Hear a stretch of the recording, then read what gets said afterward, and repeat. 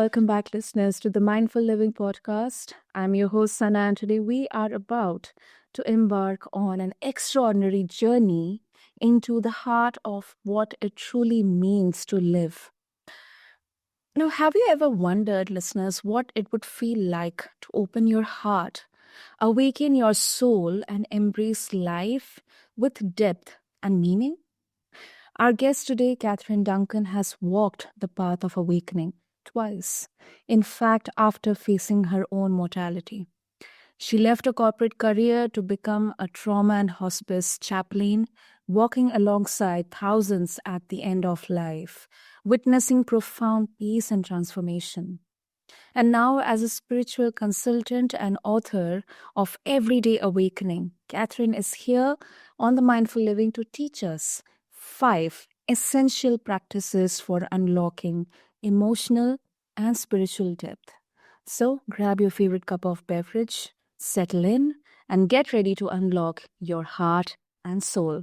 Catherine, welcome to the show, and it's an absolute honor having you with us today. Great to meet you today. Thank you.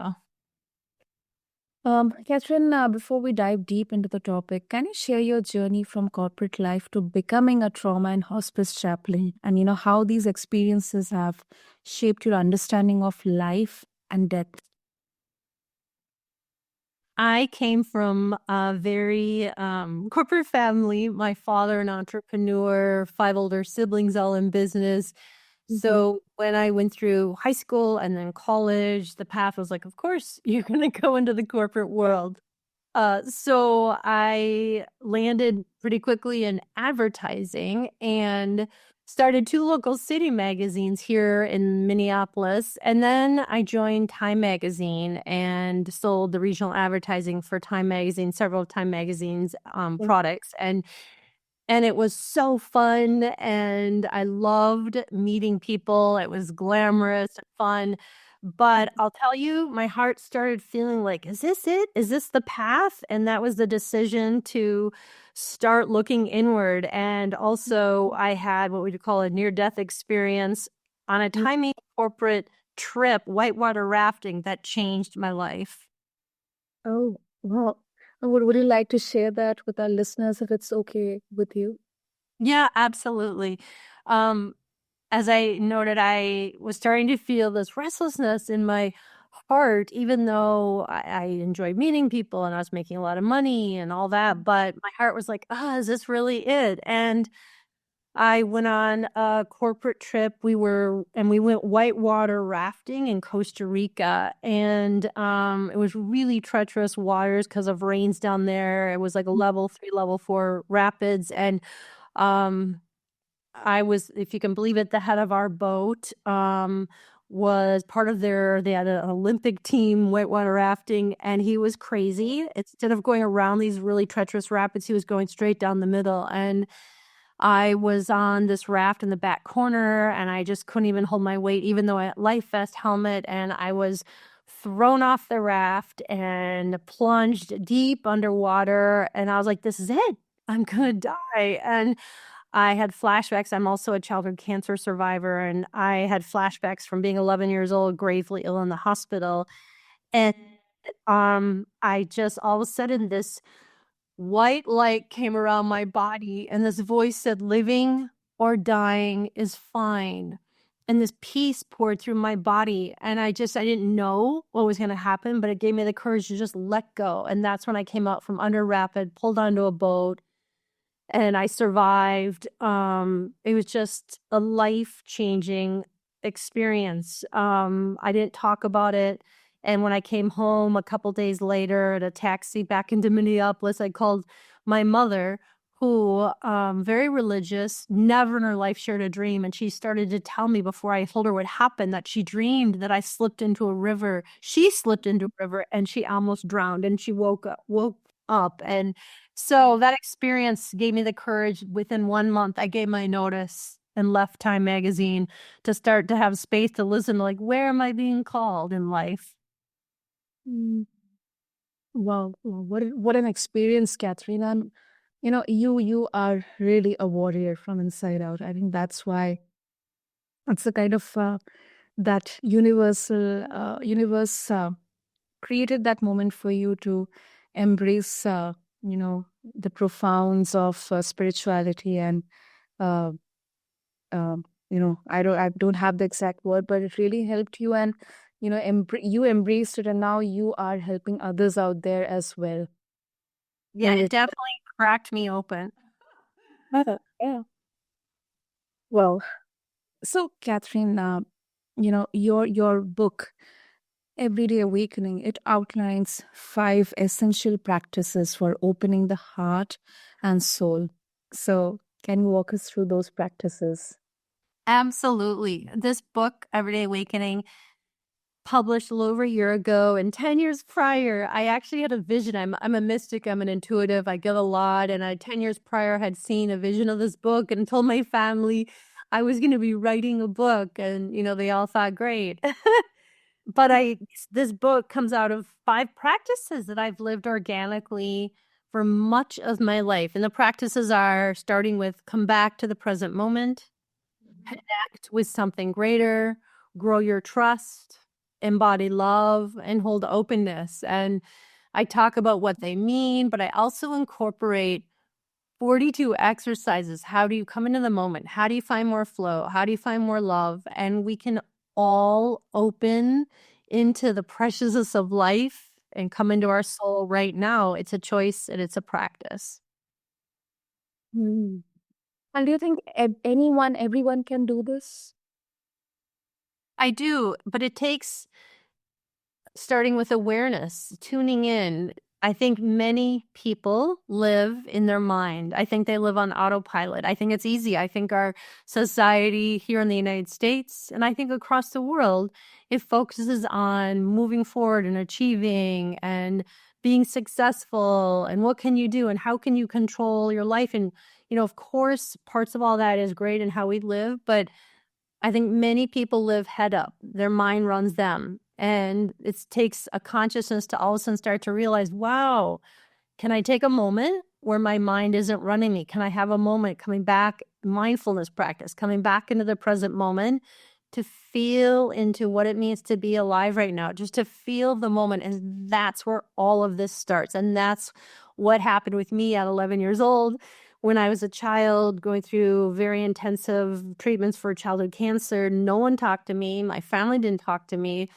And out of nowhere, I just started to pray, and I was praying to live, and it wasn't long after this feeling of just preciousness and presence and flooded my being, and that is when my whole world shifted. Hmm. Makes sense. Makes sense, Catherine. Also, what do you mean by awakening into your true nature? And how can someone begin that process? Mhm.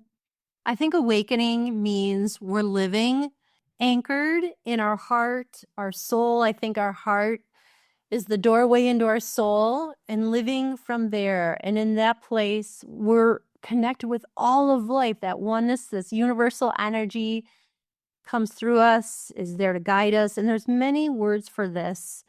It can be God, Allah, Brahman, energy, true nature, but it's living from that center of our being, our soul, that oneness of the universe. That's what it means to be awake and awakened in life.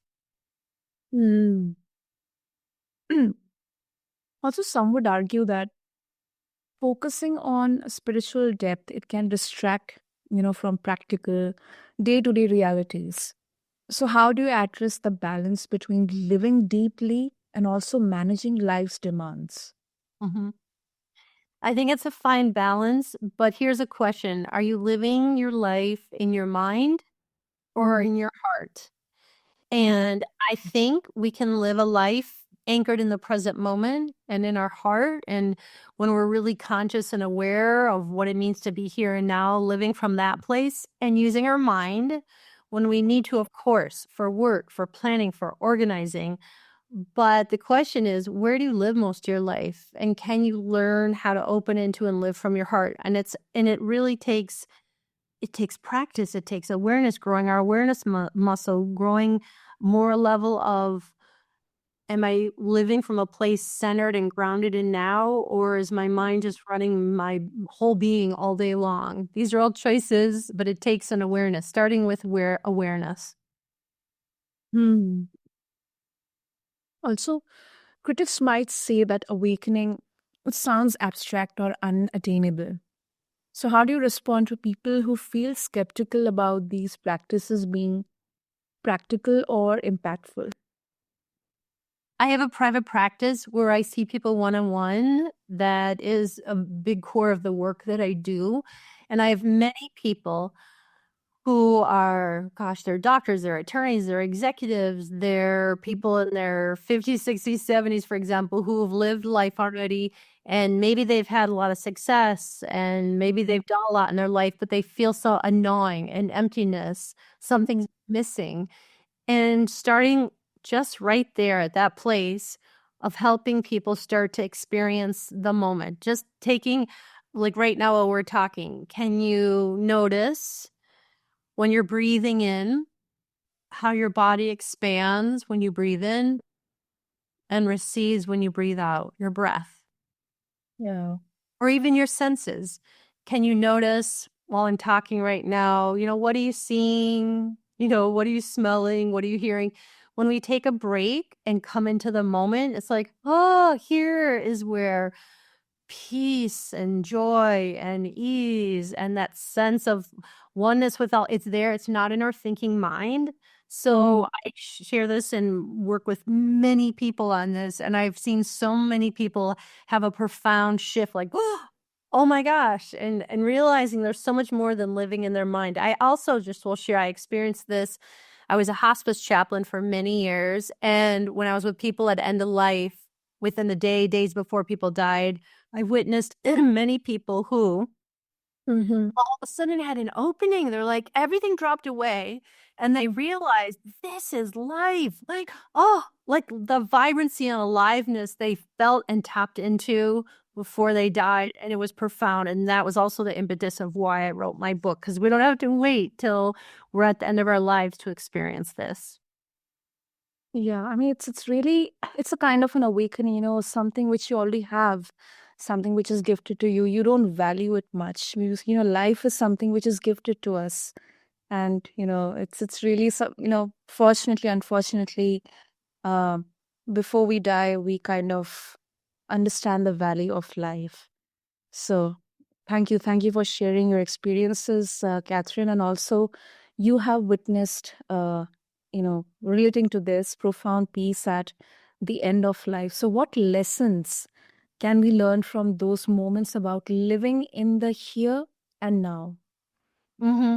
And I'd like to share for a moment that what I've experienced on my path and the work I do with individuals, and people come to awakening in several ways. One might be through a crisis, upheaval like I did, not maybe as common.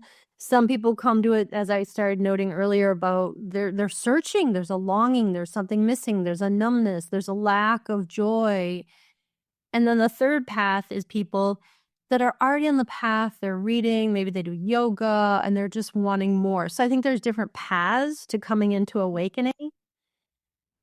And I think starting with living in the present moment, when we take a minute, 5 minutes to just start to experience being in being in our body's always in the present moment, coming into the moment, feeling our breath, being here, letting our mind slow down. We start to feel, oh, the container opens. There's breathing room. There's a sense of stillness. There's a sense of wonderment.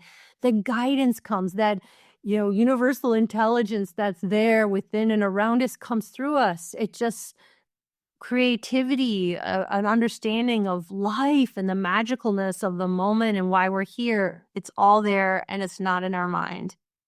Absolutely. Rightly said, Catherine. And before we wrap up, for those of us who are feeling stuck or disconnected in our daily lives, what's one practice you recommend we can start today to feel more alive, especially when we are entering a new year? Great question. As I mentioned, my book has 42 exercises. The one in the moment right now that comes to me can you just take a moment, even while I'm talking, and put your hands over your heart area? Just put your hands on top of each other over your heart area and just breathe. We respond to physical touch. Can you feel the warmth of your hands as you breathe in and breathe out? Starts to calm our body, calm our nervous system. And then you could add a loving kindness phrase, may I be at peace. Or if you believe in something beyond, give me peace, and just breathe.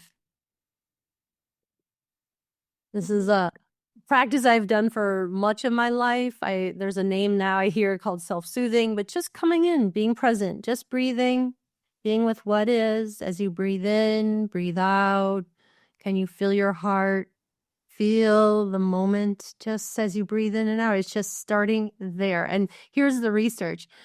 When you practice 5 minutes doing what I shared, or a breath exercise, or multiple different kinds of, somatic movements, when you practice breathing, meditating 5 minutes, lowers your blood pressure, your heart rate, your cortisol level. It balances our nervous system. Every one of us can self-regulate our body. It's really powerful to understand that and start to calm our nervous system and open into the love of our heart. I think that's why we're here on this earth. We're here to love. I think what we take with us at death, and death is not an end. I've experienced thousands of people and witnessed them, their soul going on, is love. We take with us is love. We're here to learn to love. Absolutely. What a beautiful message, Catherine. Wow, wow. And of course, if our listeners, they wish to get access to your book and the beautiful wisdom you're imparting on awakening, how they can do that.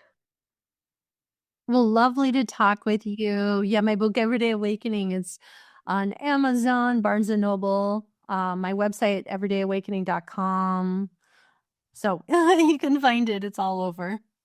Lovely, lovely. We'll have all the details in the show notes for our listeners. And Catherine, thank you so much for this incredible conversation. And your journey, your wisdom, it reminds us that life is precious. It's a present, it's a gift, and every day is an opportunity to awaken into our true nature. So whether it's about embodying love, holding openness, or connecting with something greater, Catherine's practices, listeners, they offer a roadmap to all of us for a more vibrant, present, and soulful life. So do make sure to check out the show notes if you're ready to dive deeper.